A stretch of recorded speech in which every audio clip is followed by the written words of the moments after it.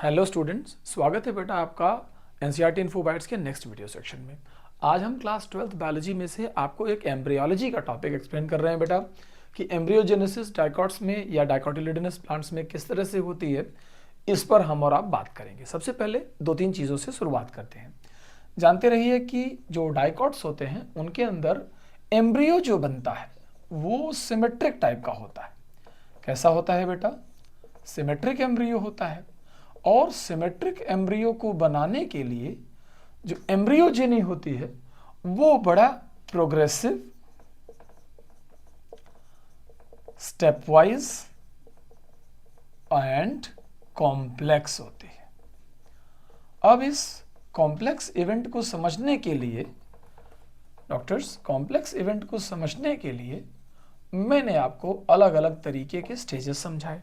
इन्होंने एक चीज़ ये भी बताई है कि जब एम्ब्रियो बन रहा होता है तो अगर हम उसके ऑर्डर पे जाएं, यहाँ देखिए नीट का आपका एक बड़ा इंपॉर्टेंट पॉइंट, अगर हम इसके ऑर्डर पे जाएं तो सबसे पहले जाइगोट से प्रो एम्ब्रियो बनता है। प्रो एम्ब्रियो से जब थोड़ी सी बात आगे बढ़ती है तो फिर ये ऑक्टेंट स्टेज बनता है। ऑक्टेंट से ग्लोबुलर से ये आगे चलता है तो उसके बाद ये हार्ट शेप स्टेज आ जाता है। हार्ट शेप स्टेज के बाद ये मैच्योर या वॉकिंग स्टिक स्टेज आता है। इसे कुछ लोग वॉकिंग स्टिक स्टेज कहते हैं और कुछ लोग इसको मैच्योर स्टेज कहते हैं। So this is walking stick stage, या जब हम इसे और आगे बढ़ते हैं तो मैच्योर स्टेज का नाम देते हैं। रिमेंबर कि ये सभी स्टेजेस जो अभी आपने देखा कि किस तरीके से ये चलती हैं, इनको बनते समय जो इवेंट्स या सेल डिवीजन की सीरीज चलती है उन पर हमारा ध्यान बहुत ज़रूरी है। इन्हीं पर आइए हम आपसे बात करते हैं। सबसे पहले चलिए मैं आपको डायग्रामेटिकली और धीरे धीरे साथ साथ लगकर इस चीज़ को समझाने की कोशिश करता हूँ। ध्यान रहे बेटा कि एक जाइगोट डेवलप होता है। आप तो जानते हैं कि जाइगोट जो होता है वो यूनिसेलुलर डिप्लॉयड स्ट्रक्चर है और कहीं ना कहीं मैं इसे connecting link between two generations मानता हूँ।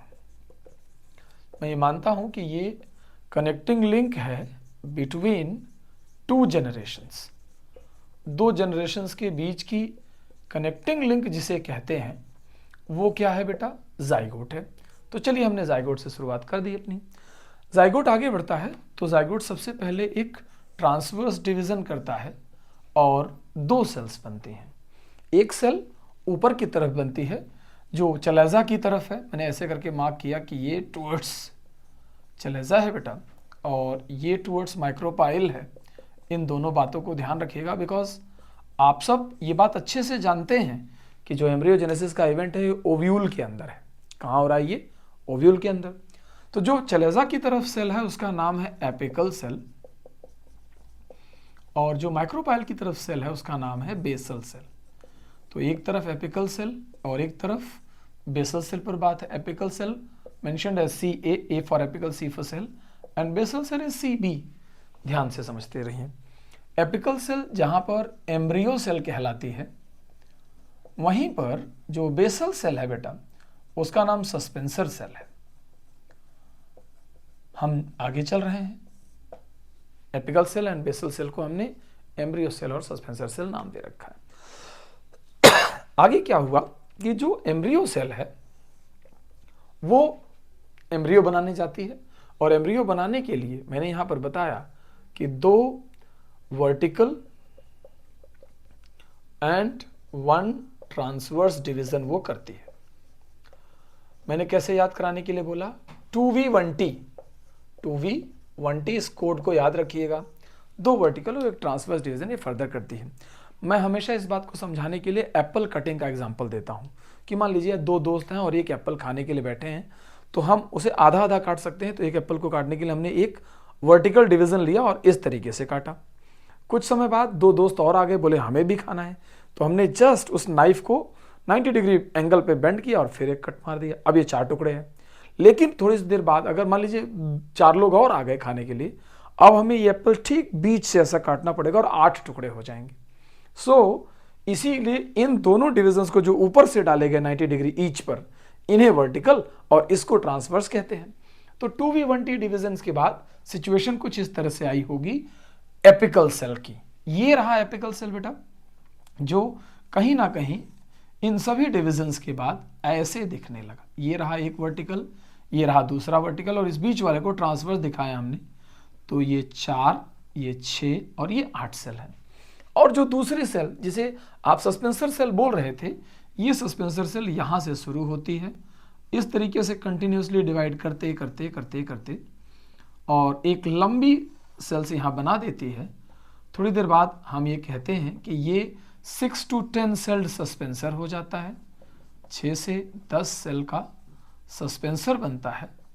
और ये जो है एम्ब्रियो है, जिसे हम ऑक्टेंट स्टेज की तरह समझते हैं। थोड़ी देर बाद ये एम्ब्रियो आगे बढ़ जाता है। मैं एम्ब्रियो के ही फर्दर डेवलपमेंट पर बात करूंगा। और ये एम्ब्रियो इस तरीके से बेटा हार्ट शेप स्टेज ले लेता है, और इसमें धीरे धीरे धीरे धीरे कहीं ना कहीं, ये देखिए, इसे इस तरीके से समझाया जाए तो ज़्यादा अच्छे से समझ आएगा। मैंने इसको बाउंड्रीज यहाँ पर बता दी है कि ऐसी बाउंड्रीज हैं। अंदर अंदर अलग अलग तरह की लेयर, पहले 2 लेयर बनने के बाद यहाँ मैं थोड़ा अलग कलर यूज़ कर रहा हूँ क्योंकि ये मेसोडर्म बनता है, और इसके अंदर भी एंडोडर्म का फॉर्मेशन अगेन ये होने लगता है। यहाँ पर सस्पेंसर कंटिन्यूसली लगा हुआ है, तो इसके लिए आप बिल्कुल परेशान ना हो, ये चलता रहता है। This is heart shape stage. वो ऑक्टेंट है, तो ये हार्ट शेप स्टेज है। इसी तरीके से थोड़ा ये और आगे बढ़ता है, तो हार्ट शेप स्टेज के बाद ये मुड़ने लगता है, और इसमें इस तरह के डेवलपमेंट की तरफ हम बढ़ जाते हैं। यहाँ पर फाइनल देखिए मैं ड्रॉ कर रहा हूँ बेटा आपके लिए। ऐसे एक कॉटिलिडन यहाँ तक आया, फिर छोटा सा प्लूम्यूल आया, फिर ये दूसरा कॉटिलिडन यहाँ तक आया, और इस तरीके से करके ये पूरा का पूरा एम्ब्रियो यहाँ पहुँच जाता है। फिर इस एम्ब्रियो के नीचे यहाँ से शुरू होती है कहानी फर्दर, और ये 6 to 10 सेल्ड सस्पेंसर बनाने के लिए हम यहाँ तक हैं। रिमेंबर कि ये स्ट्रक्चर प्लूम्यूल कहलाती है। ये दोनों कॉटिलिडन्स हैं,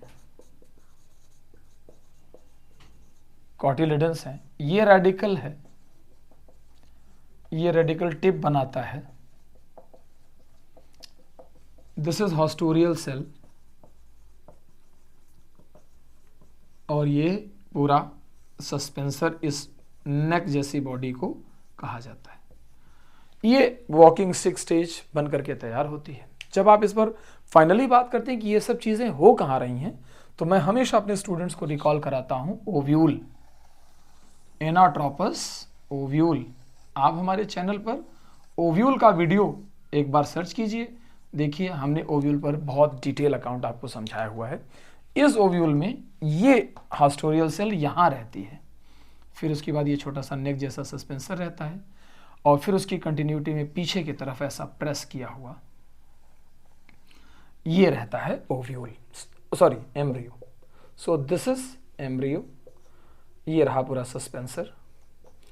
और आप जब इस पूरी स्ट्रक्चर को ओव्यूल के अंदर देखते हैं, तब आप समझ जाते हैं कि ओव्यूल तो आगे चलकर सीड बन जाता है, और इसी सीड के अंदर ये एम्ब्रियो रहता है। जब बाद में हम जब एंजियोस्पर्म के बेसिस ऑफ एग्रीकल्चर पर बात करते हैं, तो यही सीड जब किसान खेतों में डालते हैं, तो फिर वहाँ से एम्ब्रियो बढ़ना शुरू होता है, अब्जॉर्ब करके यहाँ से न्यूट्रिशन। हॉस्टोरिया वर्ड जानते रहिए कि हॉस्टोरिया उसके लिए यूज़ किया जाता है जहाँ न्यूट्रिएंट अब्जॉर्प्शन की बात होती है।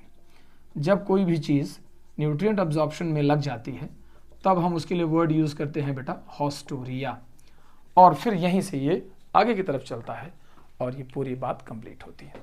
टेक केयर बेटा।